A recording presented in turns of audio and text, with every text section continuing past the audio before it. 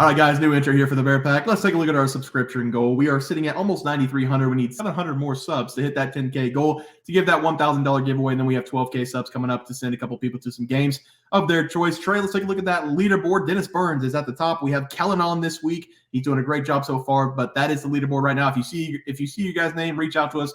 BearsProfitPlays@gmail.com or on Twitter, BearsProfit @BearsProfit, and we need to get you guys set up so we can give you guys your picks out for the next couple of weeks. If you see your name, make sure you reach out. Also, if you want to become a member on our YouTube channel, we're going to be giving away $50 weekly to our members on YouTube. We have 15 to 20 right now. So if you become a member for just $4.99 a month, you have a chance to win $50 weekly. We're going to be doing that on our live show. We're going to put everybody on the wheel. We're going to spin it and give away $50 a week. So make sure you guys come check that out. Only $4.99 a month. Very cheap over there. And our plays are actually better over there as well. So guys, is going to do it. Let's get into the video. All right, guys, so getting some college basketball picks and props for Friday, December 15th slated game. Before we get a look at the leaderboard, Trey, we have a live this Friday. When you're watching this, it's going to be Friday, 7 p.m. tonight. So come check that out. Now we can look at the leaderboard. Trey, starts off.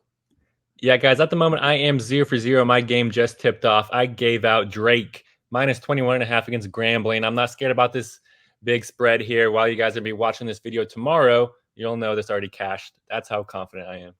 Yeah, and I had Jacksonville State plus 20.5 and the under 126.5.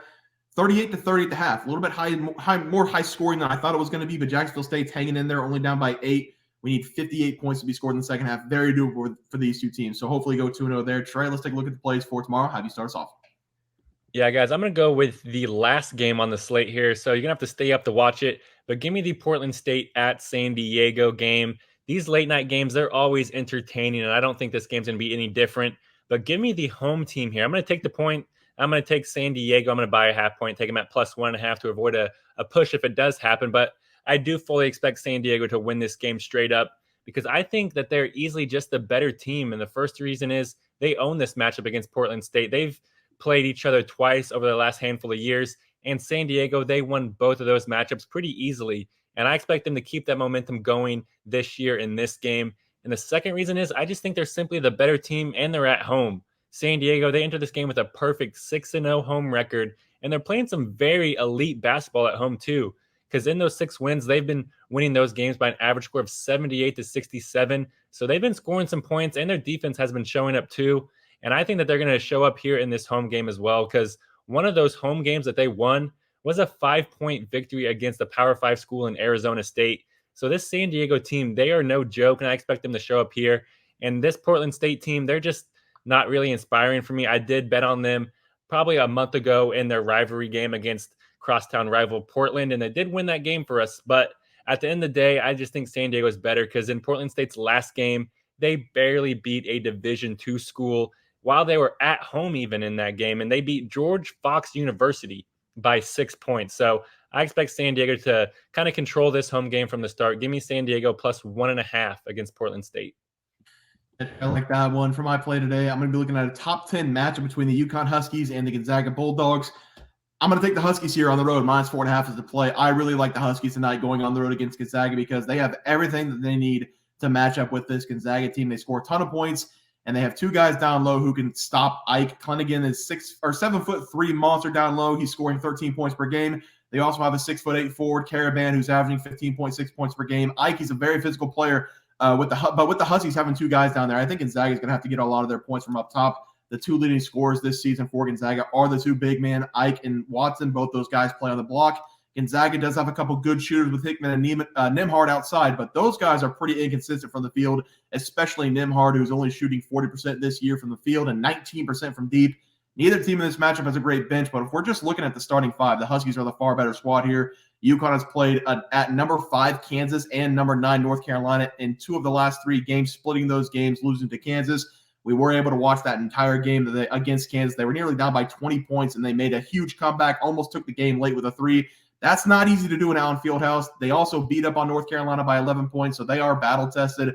This will only be the second game this season Gonzaga's played against a top 25 team. In the first one, they played Purdue. They got crushed in the second half after being up by 4 at the halftime. They lost that game by 10 points. Gonzaga also lost to Washington in one of their last 2 games. I'm going to take the Huskies here. I think they're the way better team. Give me them minus 4.5 on the road. Although it's on the road, I still like the Huskies here, even though I always say home court advantage is a big advantage. Huskies take this one by 5+. Trey, let's go over to player props. Have you start us off? All right, guys, I am 0 for 0 at the moment. I gave out Walter Clayton to go over 14.5 points going up against East Carolina. The game is still currently going, and Walter Clayton, he's doing his usual thing. He is scoring points, and I got to have complete confidence that he's going to hit this over for us. Yeah, and I had Kiki Tandy of Jacksonville State to go over his points. The line never came out, but he does have 9 points. So he is going out, but I have no action on the play, so we're going to say it 0-0. Guys, let's go over to the player props for tomorrow. Trey, how do you start us off?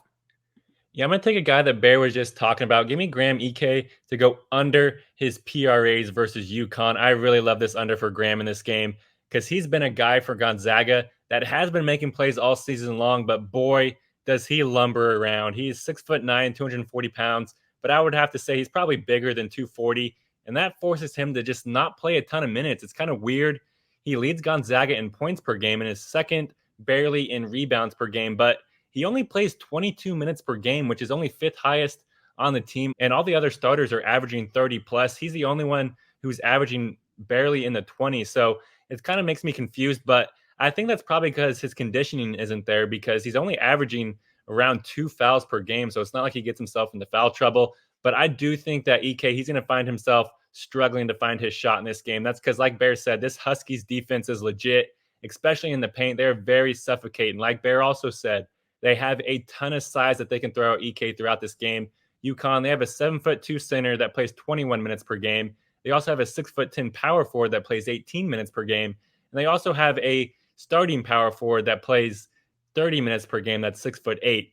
And EK, like I said, he doesn't play a ton of minutes. He's only 6'9", so he's not very tall. So I expect him to kind of struggle in the painted area in this game, dealing with UConn's size. So give me Graham EK to go under his PRAs versus UConn.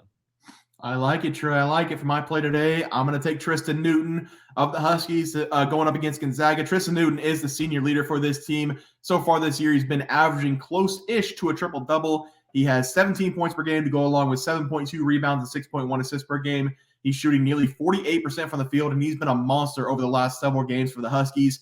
Newton in that loss to Kansas put up 31 points in one of the better performances that I've seen from a college basketball player this season. He has what it takes in these big games to put up monster numbers, and I have a feeling the Huskies are going to be looking at him all game long to put up points against Gonzaga.